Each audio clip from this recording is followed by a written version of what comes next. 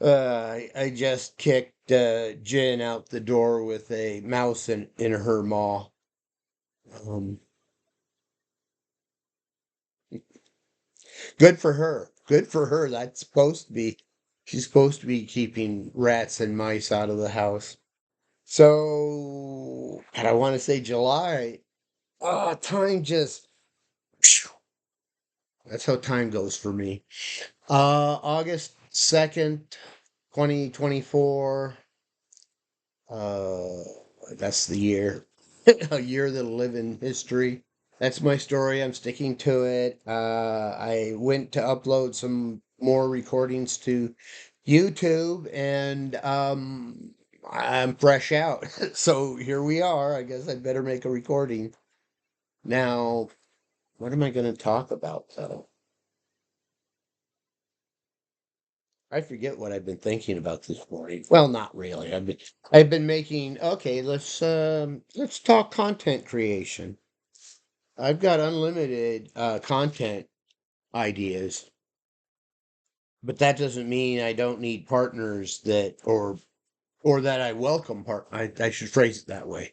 If you're a cartoonist and you've got a character and you're willing to turn ownership of it over to Unicorn Mint or Green Terra Mer,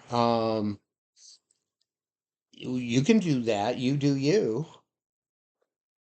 You know, a lot of cartoonists started off that way.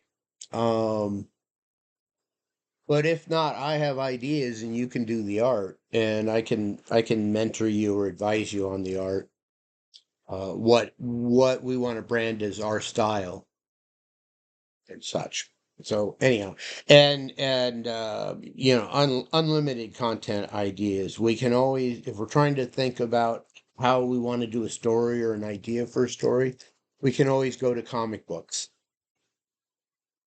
When has comic books been around? See now, 20, and then that would be 60, 20 plus 80 years. So comic books have been around for more than 80 years. And an awful lot of content has been created and published in that time. And some of it is public domain. Some of it we can just take the story idea and say, yeah, our characters are kind of like that. And we can have a character like that. And so basically do this story with our characters and then spin it. That's the secret sauce. So we can claim any such thing. So, do you like to read comic books? I'm sure part of a lot of our projects will be uh, go read, and I've got them on DVD too. I've got some of these, very cheap, like less than $15, and you get like hundreds and hundreds of scanned in comic books.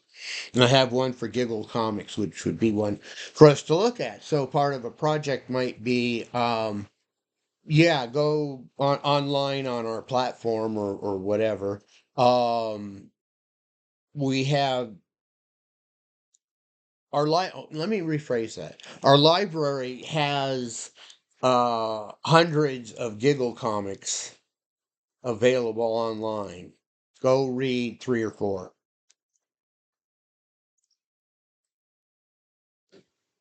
You can go in a series. You can or jump around. Say, I don't like the stories they were doing in 1947. Let's go to 1949 or 1952 or something. And I am willing to partner with. I don't know if I've ever given them money. I think I might have, but there's a fantastic resource on the internet called GCD, Grand Comic Book Database or Comics Database or something. Go find it and save a link to it. Because what you can do is the task here is I need to go find some Giggle comics to read to help inspire us for our current project. Um, yeah, and at the content level, their projects will involve delivering stories for the editors, which probably are project managers. So so go to GCD and look up Giggle Comics and look at the gallery. It'll give you thumbnails of like all the covers of the comic book. So you can kind of mine it that way in the sense of if you're following a certain character, and and maybe the character wasn't in that comic until a certain point, and maybe was replaced by some other character they're trying later. Um, so you can visually see and say, "Oh, there they are." And what's coming keeps coming to mind is Woozy. Yeah, I'm thinking about Woozy. Woozy is the sidekick of Plastic Man. Think Mr. Fantastic in the Fantastic Four. If he's a plastic man. he, and I forgot the name of the artist right now. I'm sorry because he's a legendary artist. Cole Cole comes to mind. LB Cole? No. Anyhow, a Plastic Man was done by a master cartoonist, and his sidekick was Woozy, and Woozy was this cartoony character. Gosh, a cartoony character in a comic book. But he would have like I think it was red and black polka dot shirt. He was obese. He was overweight. And I forgot his pants if they bothered branding the color for his pants, maybe green. And I can't imagine the shoes, but he had a big brim hat. Um, anyhow, yeah, he was the comedy relief or whatever, I guess. But see, we don't just take just him and the character that I've been developing, that I've been thinking for that archetype is Dizzy. Dizzy, what do I know? It's one of my characters, Dizzy, what do I know? And he's always saying off the wall things that have meaning actually behind them, but you hear them, they're off the wall. Or you need to know the context. As an example, I like the saying, "I don't know, but I intend to find out."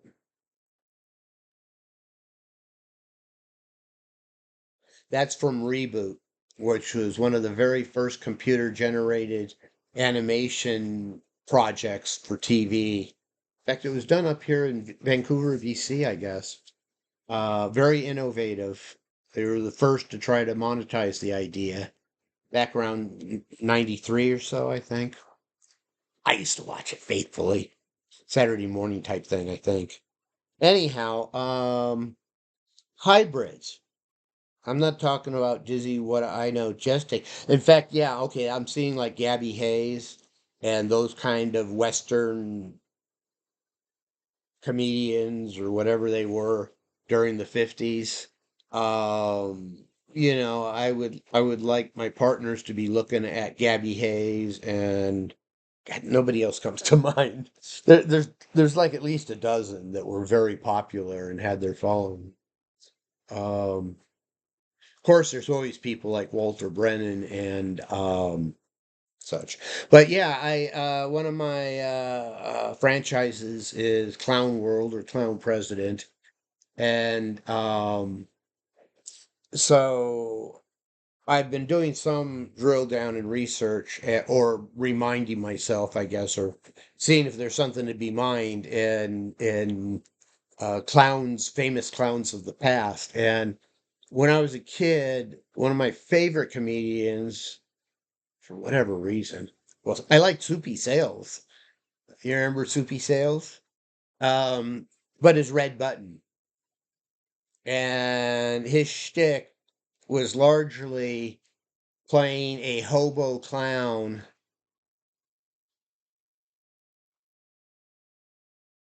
What? He'd play a hobo clown.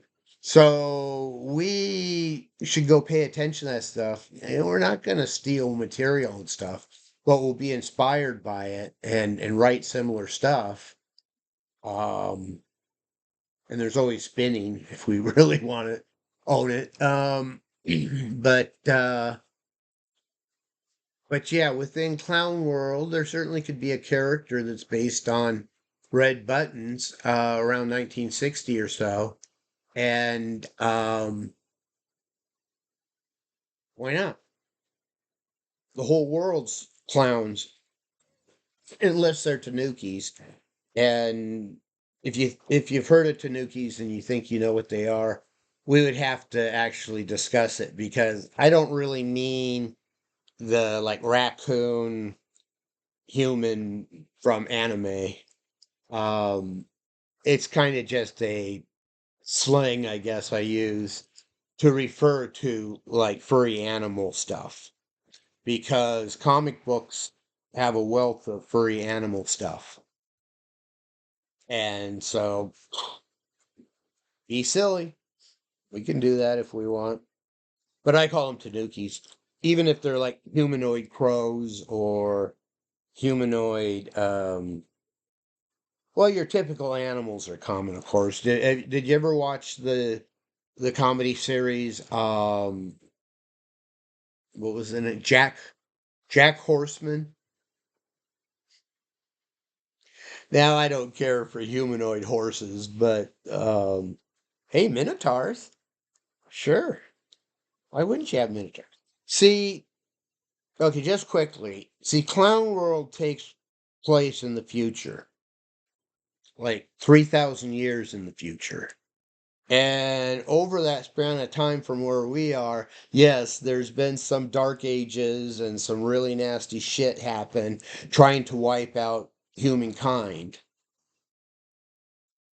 And the plot thread of why clowns came to dominate the world was because they were the only ones when the solar radiations came and gave everybody cancer and killed them off because surprise, surprise, it turns out now, if we really want to be silly, we would say the lead, the lead in the face paint, but the white face paint and stuff that clowns use had SPF qualities or something like 1,000 SPF or something. So they survived. Well, they saw all their friends and family that weren't clowns.